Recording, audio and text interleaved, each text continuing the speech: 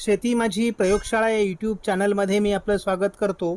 या चॅनलवर आपण नवीन असाल तर या चॅनलला सबस्क्राईब करा. या चॅनलचे नवनवीन व्हिडिओ पाहण्यासाठी बेल आयकॉन नक्की दाबा. आपणास व्हिडिओ आवडल्यास लाईक आणि शेअर अवश्य करा.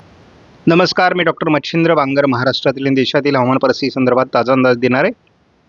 उत्तर भारतामध्ये WD सक्रिय आहे. त्याची ढगाळ परिस्थिती गुजरात, राजस्थान, पंजाब, दिल्लीपर्यंत पोहोचलेली आहे.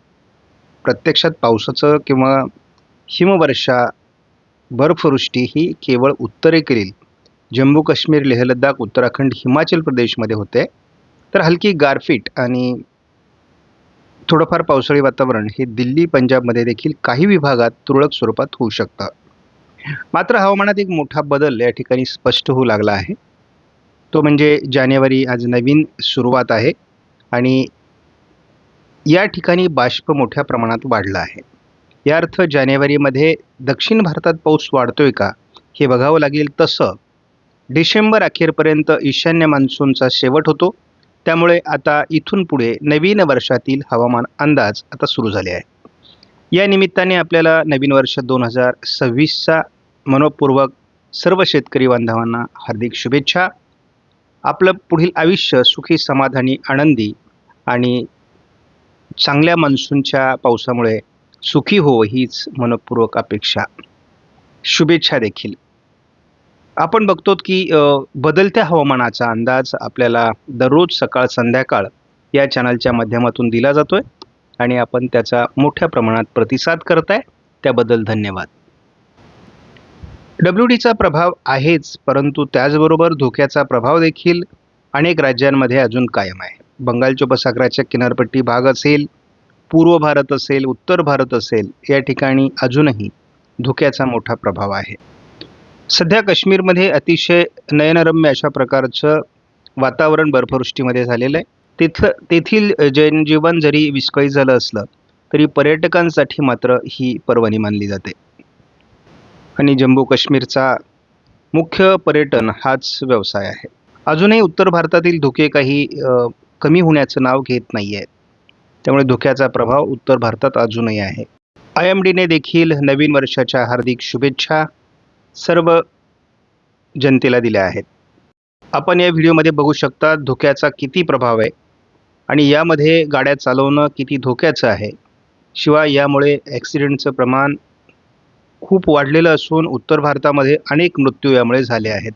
जम्मू काश्मीर, लेह लडाख, मध्य प्रदेश, बिहार, मेघालया अशा अनेक ठिकाणी हा धोक्याचा प्रभाव आहे. आपण बघतो की महाराष्ट्रातील थंडी आता 1 तारखेला कमी होऊ लागली आहे.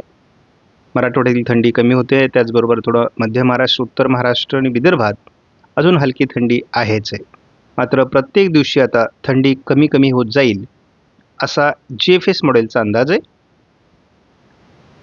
5 तारखेपासून पुन्हा थोडी विदर्भाच्या दिशेने थंडी वाढण्याचाही अंदाज आहे.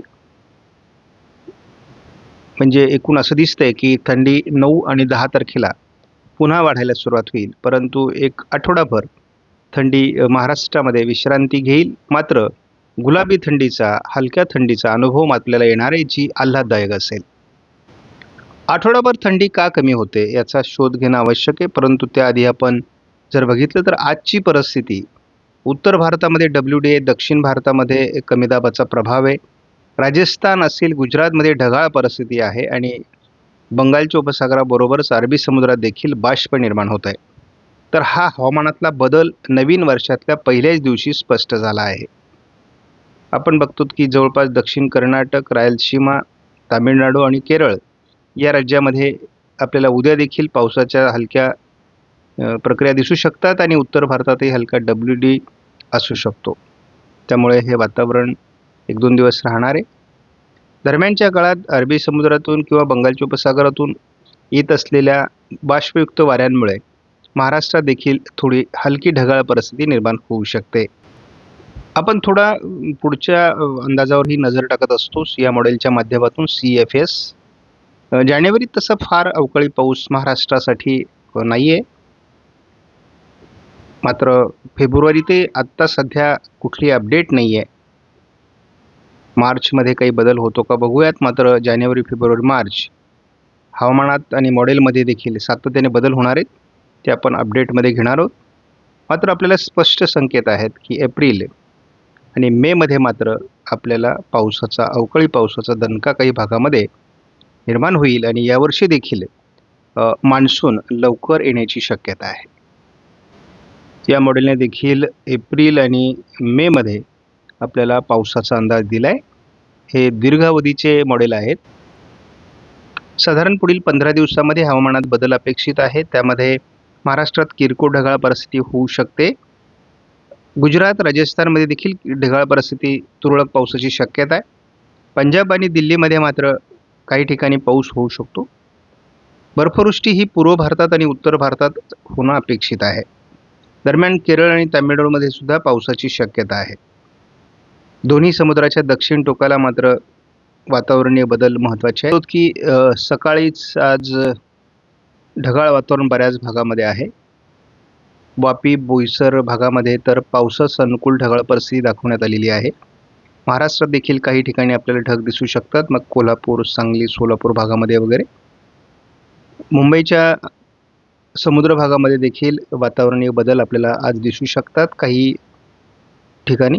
त्यामुळे एकूणच वातावरण हे बदलतं आहे आणि आपण जर याचा धावता अंदाज घेतला तर आपल्याला पुढील एक आठवडाभर बंगालच्या उपसागरातून आणि अरबी समुद्रातून बाष्पयुक्त वारे हे महाराष्ट्राच्या अंतर्गत भागापर्यंत प्रवेशतील आणि त्यातून जी ढगाळ परिस्थिती निर्माण होईल ती थंडीचं प्रमाण कमी करेल. सध्या पावसाचा तसा अंदाज नाही आहे, परंतु तरी देखील ढगाळ परिस्थिती निर्माण झाली की शेतकऱ्यांना भीती वाटते की पाऊस येतो की काय.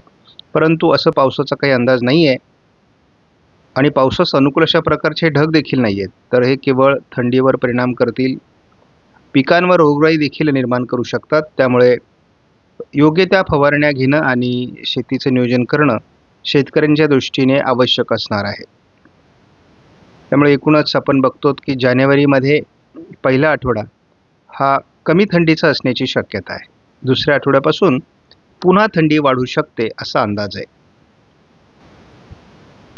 आजही थंडीचं प्रमाण तसं कमी आहे आणि उद्याही कमी असण्याची शक्यता आहे. जवळपास आठवडाभर सध्या थंडी कमी राहील. 15 अंशाच्या पुढे थंडी जाणार असल्यामुळे आपल्याला फार थंडीचा प्रभाव जाणवेल असं वाटत नाही. आपणास व्हिडिओमधील माहिती महत्त्वपूर्ण वाटल्यास लाईक करा, शेअर करा, चॅनलला सबस्क्राईब करा. धन्यवाद. जय हिंद, जय महाराष्ट्र, जय बळीराजा.